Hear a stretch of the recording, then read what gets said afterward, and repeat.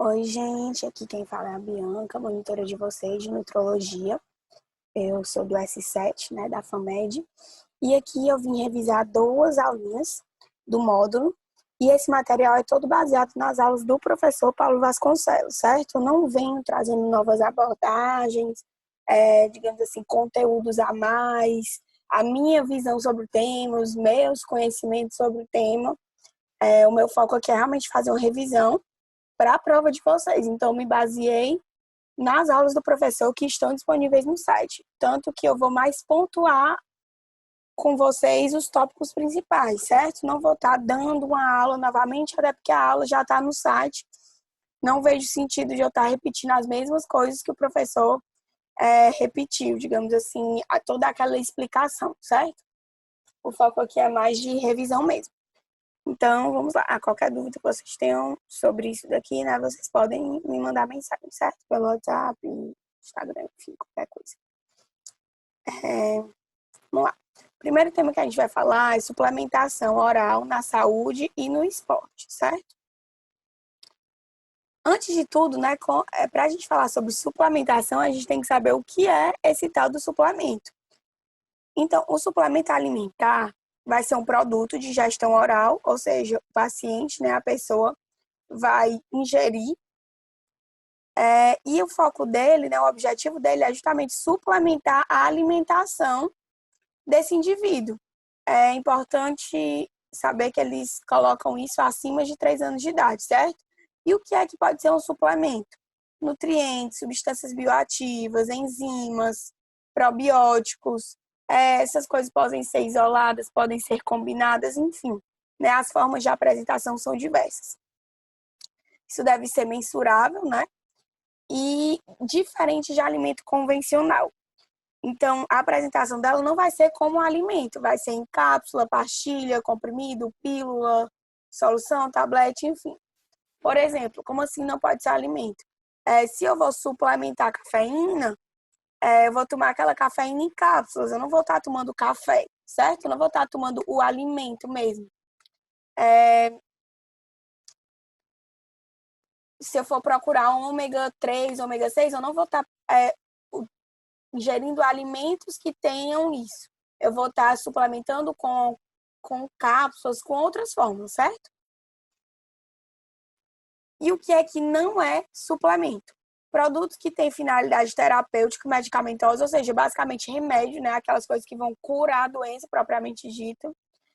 Produtos com substâncias farmacológicas, produtos com plantas de uso tradicional na medicina popular, ou seja, aqueles famosos produtos que são feitos com aquelas famosos produtos que são feitos com aquelas plantas que a nossa avó fala que não é para tomar remédio, que é para utilizar aquela planta, ou até conhecidos nossos. Então, isso não vai entrar na parte de suplemento também, certo? Produtos que tenham substâncias de controle especial, isso é óbvio, né? Que esses são justamente os medicamentos usados principalmente, né, na psiquiatria. Antibióticos, enfim. Produtos com nutrientes acima da IDR, que é digamos assim, é o valor diário recomendado, né? O índice diário recomendado. Não pode estar acima disso, porque ele não vai estar suplementando, né? Se ele vai estar dando mais do que você precisa, isso não está sendo suplemento, certo? Isso acaba se enquadrando mais na parte medicamentosa. Sobre a suplementação de atletas. O professor, na aula, ele divide em 3 classes. Longitudinais, que seriam diários, que não obrigatoriamente estrito ao treino em si, né? Pré-treino e pós-treino. E como é que ele classifica, né? Como é que a gente consegue diferenciar qual é qual? Os longitudinais estão relacionados à imunidade, formação de massa muscular, até mesmo para preservar o condicionamento físico, para que aquele atleta não tenha uma diminuição do rendimento, né? E hidratação, que a gente sabe que os atletas acabam nem desidratando, mas gastando muito mais do que pessoas que não têm o hábito do exercício físico, certo? Pela questão do suor, o esforço extenuante, enfim. Em pré-treino, geralmente são utilizados suplementos que vão evitar a diminuição do rendimento ou o caso de hipoglicemia nesses atletas, porque a gente sabe que o gasto é muito maior, né, durante o exercício, então isso não pode ocorrer, isso deve ser evitado ao máximo. E no pós-treino, é interessante suplementar proteína para que haja a hipertrofia e a recuperação muscular, né? Isso é óbvio, a gente sabe que tipo, no exercício físico a gente vai estar trabalhando os músculos e a proteína é aquilo que está mais associado à hipertrofia, aumento de massa muscular, né? E a recuperação, obviamente.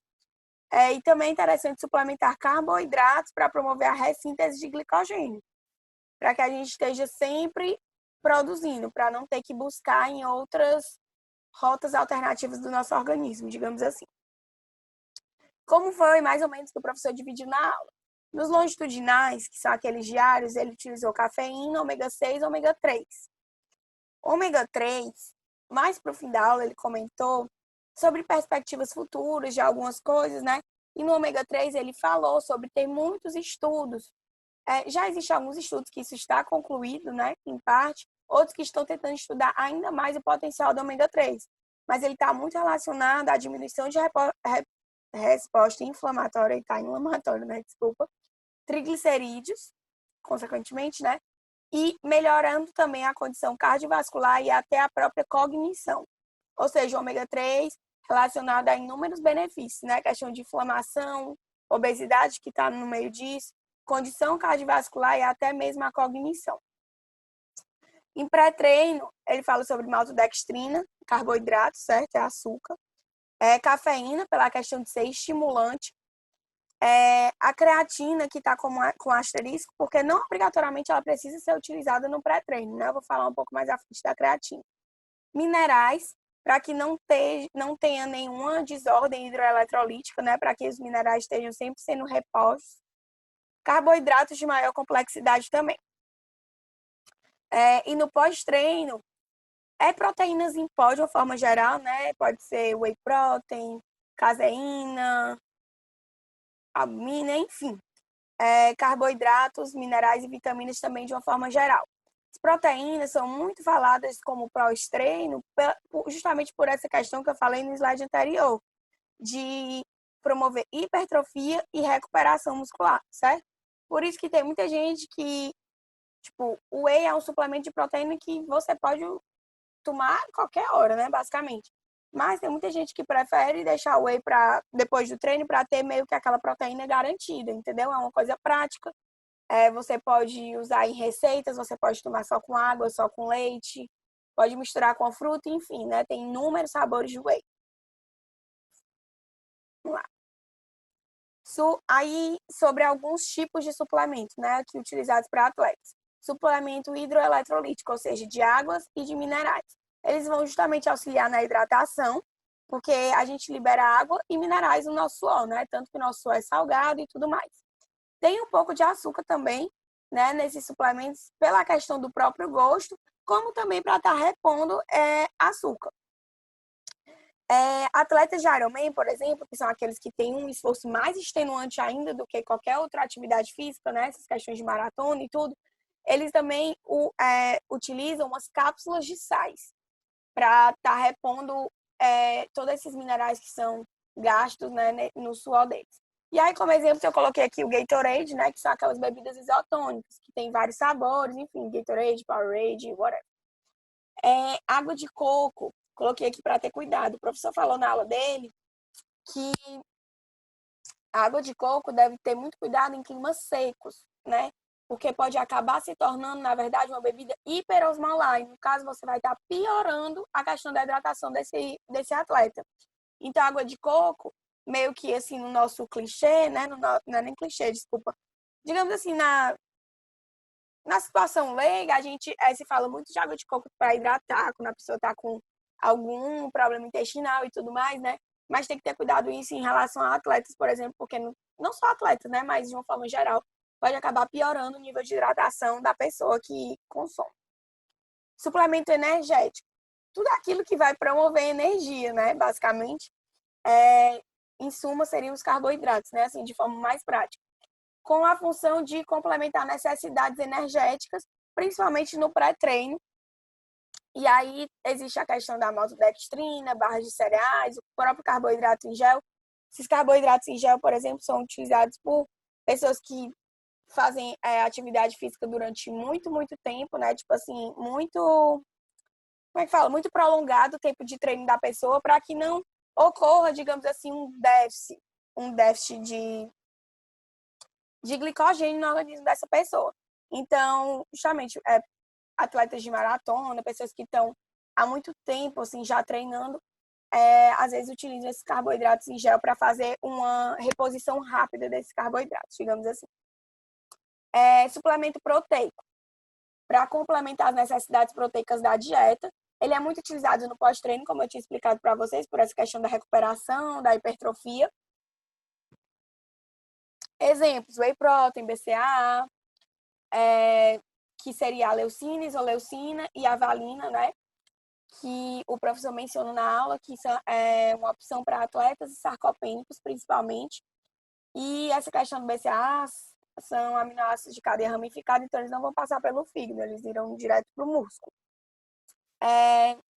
Suplemento de cafeína, ele acaba aumentando a resistência aeróbia em exercícios de longa duração, além de ser um neuroestimulante, né? A pessoa consegue se manter mais concentrada, mais focada, e, enfim, é estimulante.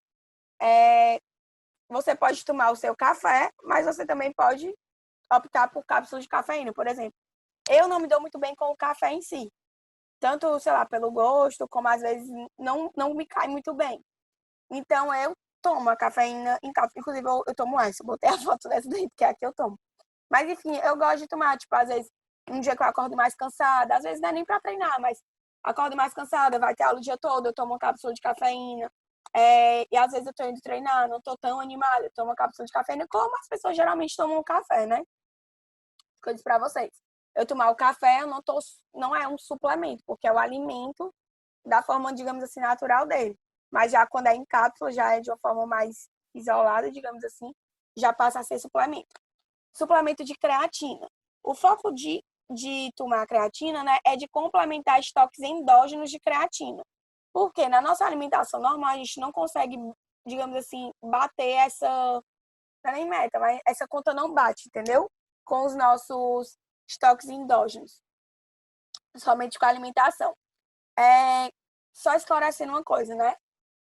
A creatina, ela é o suplemento assim que tem mais estudos desenvolvidos, sendo desenvolvidos até. Ela é segura, né? Tem muito medo daquela questão renal, não sei o quê. Mas hoje em dia já existem muitos estudos que mostram sim, que a creatina é segura, que ela pode ser utilizada sem ter essa preocupação com eventual problema renal, certo? Que a pessoa vai desenvolver. E aquele mito de que a pessoa vai tomar creatina e incha, porque retém água, certo? Retém água, mas é no músculo, certo?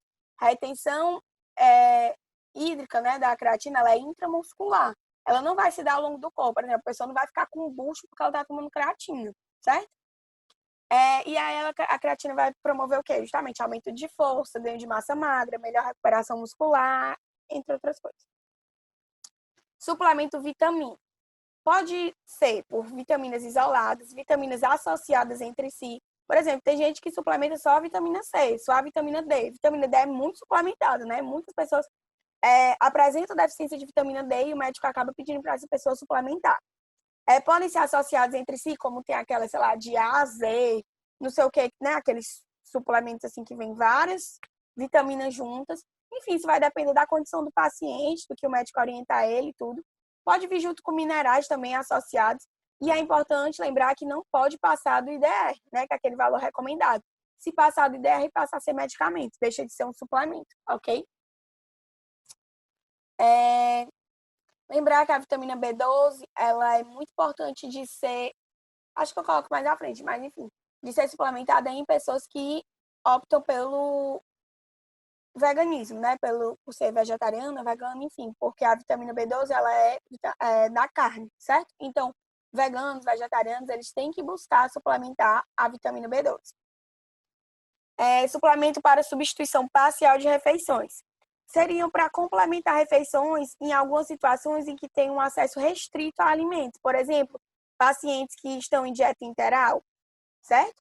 E aí, com esse suplemento, você consegue garantir que você está atingindo os valores desejados. Principalmente se for um paciente literalmente, paciente que está doente, né, com alguma patologia, você precisa bater certas metas nele, da dieta, é muito interessante porque você consegue mensurar direitinho.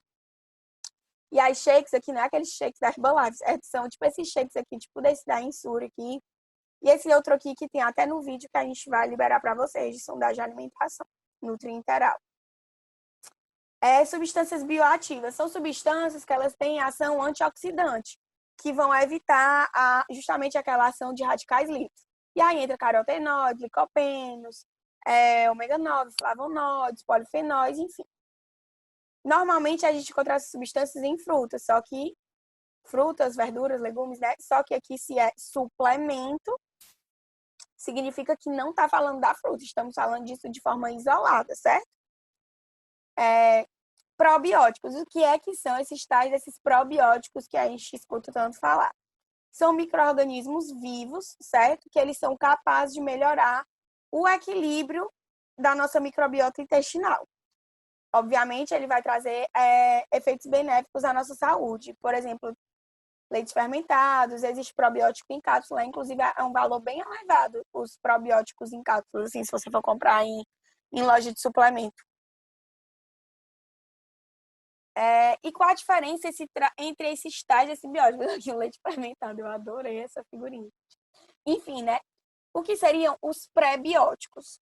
Qual a diferença, né, o principal dos pré para os probióticos? Os pré-bióticos são substâncias que nós não absorvemos, certo?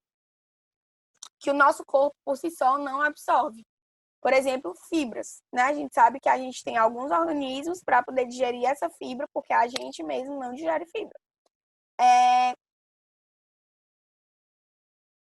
E aqui tem comida dos probióticos, mas seriam como se fossem as comidas dos probióticos, que é justamente o que eu disse para vocês. A gente não absorve, por isso que aí os nossos probióticos, que são micro-organismos que vivem na nossa microbiota intestinal, vão digerir os pré-bióticos, entendeu? É como se fosse a comida dos probióticos. E aí eu botei como exemplo leite fermentado, né? Pode ser em cápsula também. E os simbióticos seriam uma junção de pré-bióticos com probióticos, certo? Seriam os dois juntos. E aqui eu coloquei uma observaçãozinha da intolerância à lactose, que ela tem a ver com isso daqui. Quando a gente nasce, a gente tem aleitamento materno e tudo, né? E nós nascemos, né? A gente tem a enzima da lactase, que é para justamente quebrar a lactose. O que é que acontece? Ao longo da vida, algumas pessoas vão perdendo a funcionalidade, a existência dessa enzima, da lactase, seja por questões genéticas, seja por doenças associadas, enfim, algumas pessoas vão perdendo. Por exemplo, eu sou intolerante à lactose. E aí o que é que acontece? Se a gente não tem essa enzima para degradar, a lactose vai se acumulando no nosso intestino grosso. E aí isso é uma festa para os micro-organismos, certo? Porque eles vão querer comer aquilo que a gente não comeu, né? A gente está dando comida para eles. Só que o que é que acontece? Eles não vão fazer isso. Vale, meu Deus, esqueci a palavra. Enfim, eles vão acabar tendo que fazer fermentação para poder digerir essa lactose, certo? Quando eu fermento, o que é que eu libero? Gases e outras toxinas. E aí isso aqui vai ocasionar flatulências, estufamento, cólicas nas pessoas que são intolerantes à lactose. Por isso que as pessoas que estão sempre reclamando de gás, que estão se sentindo empachada, que está com muita dor, essas cólicas que a gente tem é justamente dos gases, né? Enfim, então a intolerância à lactose, ela tem a ver com isso também. E aí, geralmente, o que os intolerantes à lactose fazem? Tomam uma enzima. Optam por alimentos sem lactose, né? Que, na verdade, não sei se vocês sabem, mas não existe aquelas coisas, é sem lactose. O que eles fazem é que eles adicionam a lactase. Então, por exemplo, aqueles iogurtezinhos sem lactose. Não é. É normal, só que eles adicionam a lactase. Então, a pessoa consegue digerir a lactose, né? Digamos assim. Tá, era isso. E aí o professor frisou bem que hormônio não é suplemento, certo? Que não é uma necessidade de estar hormonizando por fins estéticos, que hoje em dia muitas pessoas fazem, né? Mas que a hormonização, como a gente até estuda, né, na própria faculdade, acho que até no S6 vocês vão ver direitinho, enfim, acho que em URO, que a necessidade da hormonização, ou seja, a necessidade de aplicar hormônio ou ingerir hormônio, enfim, deve ser direcionado para pacientes que têm sinais clínicos de deficiência desse hormônio, certo? Pacientes com sarcopenia, pacientes que apresentam hipogonadismo, enfim. E aí lembrar, né, que um prato colorido é sempre a melhor opção. Geralmente a pessoa consegue suprir quase todas as necessidades por meio da alimentação se ela for equilibrada e diversificada. Não são todos, tem coisas que realmente a gente precisa suplementar, por exemplo, a creatina, que eu disse para vocês. Por isso que hoje em dia tá uma febre de creatina, porque é uma coisa muito boa, é uma coisa que a gente realmente não consegue pela alimentação, né? Não é tipo, a pessoa tomou whey protein, mas pode conseguir pela alimentação. De fato, a pessoa pode conseguir bater a meta dela de proteína pela alimentação. Mas existem esses outros fatores, né, digamos assim, que seja o whey protein, seja a albumina, seja a caseína, enfim, que ajudam essas pessoas a baterem suas metas de proteína. Então, pessoas que são, bem que eu tô fazendo vários gestos aqui, não tem câmera ligada, né? Mas, enfim, é, as pessoas que principalmente fazem academia, né, crossfit, enfim, que estão buscando hipertrofia, utilizam bastante a creatina hoje em dia. Mas, enfim. Gente, eu vou fazer 2 vídeos separados. Eu acho que é melhor, porque eu tenho medo de não dar tempo. Eu vou encerrar esse daqui e aí o próximo eu falo do outro tema.